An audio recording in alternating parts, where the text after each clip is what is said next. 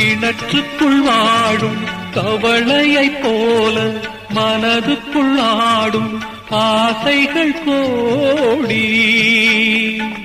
கண்கெட்ட பின்னே சூரிய உதயம் எந்த பக்கம் ஆனால் எனக்கென்ன போடி. ஒரு தலை ராகம்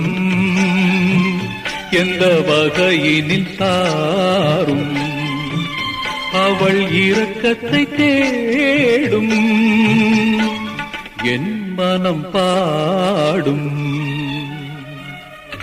கடவுள் வாழும் கோவிலிலே கற்பூர தீபம்,